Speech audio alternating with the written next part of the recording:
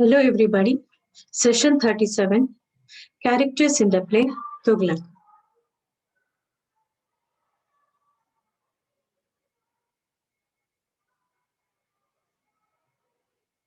Tughlaq from history.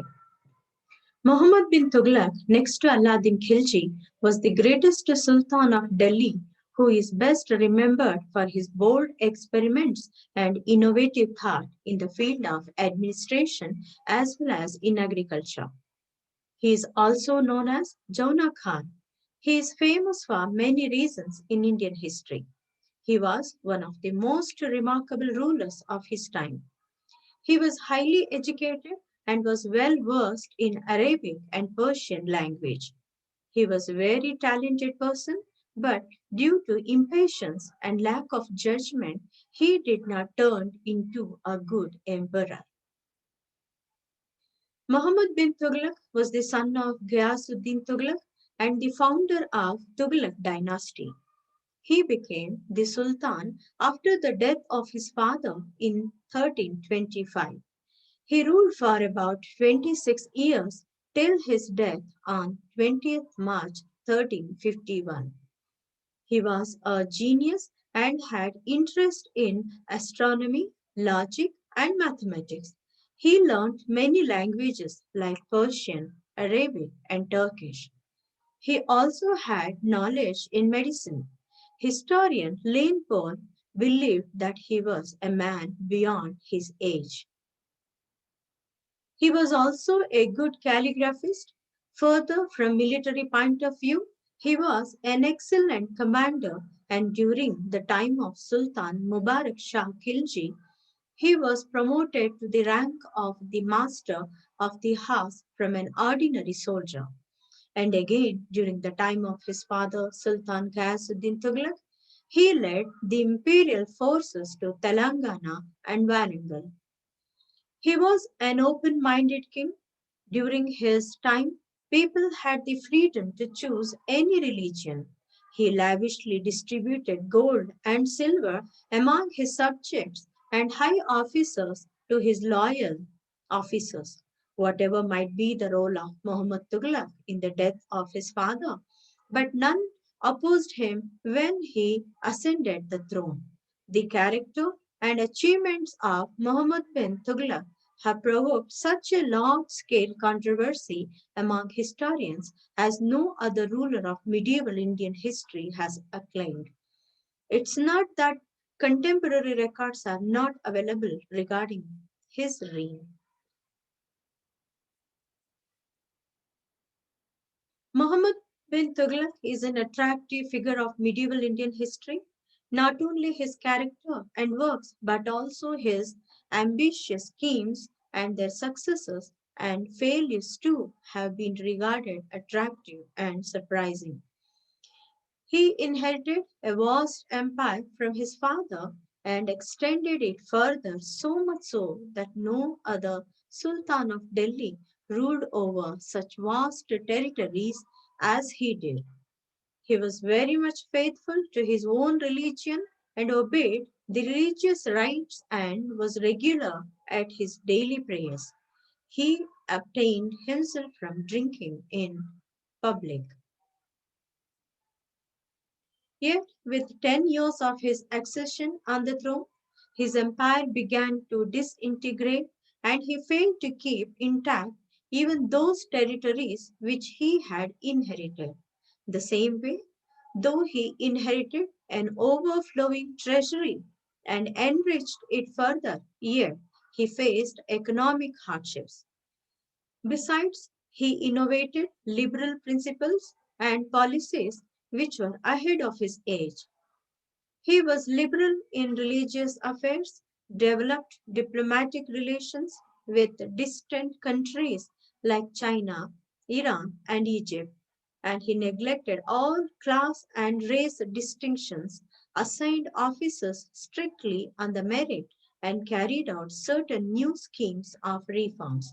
Yet, he displeased his subjects, faced the largest number of revolts of his subjects and nobles, and untimely death as well. The theory of kingship of Muhammad bin Tughlaq was divine theory of kingship. He believed that he became sultan because of the will of God. Therefore, he believed in absolute powers of sultan. Like Aladdin, Muhammad Tughlaq did not permit any individual or any class to interfere in his administration.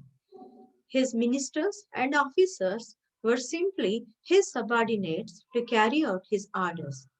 None of them wielded any independent power or dared to advise him. The ulema class enjoyed monopoly over the administration of justice.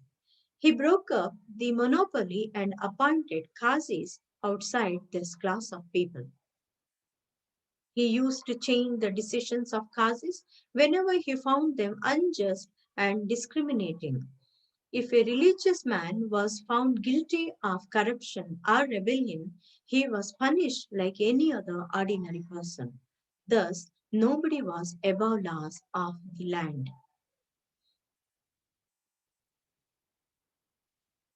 Muhammad also increased the land tax to increase the revenue in though, but it led to major discontent among the subjects. Muhammad took a very modern step in introducing bronze coins as the token currency. Nevertheless, the absence of a central mint created a huge problem as the government was not able to prevent forgery of coins. Muhammad bin Tughlaq was tolerant towards his Hindu subjects. He was the first Sultan of Delhi who distributed offices on merit and gave respectable offices to the Indian Muslims and the Hindus also. In this field, he was ahead of his time. Probably this was one reason why contemporary Muslim historian commented against him. While the Sultan marched towards Sindh, he fell ill. Hardly had he reached near Thatta when he died of sickness on 20th March 1351 AD. Badauni commented, "The king was freed from his people and they from their king." Tughlaq in the play. Thus, Muhammad bin Tughlaq remained busy throughout his reign in suppressing revolts and even died while suppressing one of them. Probably no other Sultan of Delhi faced such a large number of revolts which made their headway right from early period of his reign. Most of them were because of his faulty policies, their faulty execution, and attitudes of the Sultan himself. Tughlaq emerges as a headstrong and idealistic ruler. He is vulnerable and constantly admits his mistakes and allows himself to be punished publicly. He moves his capital to Daulatabad because it's a city dominated by the Hindus. This move will further the cause of togetherness and communal unity. Through this character, the idealism of the Nehruvian era is commented upon.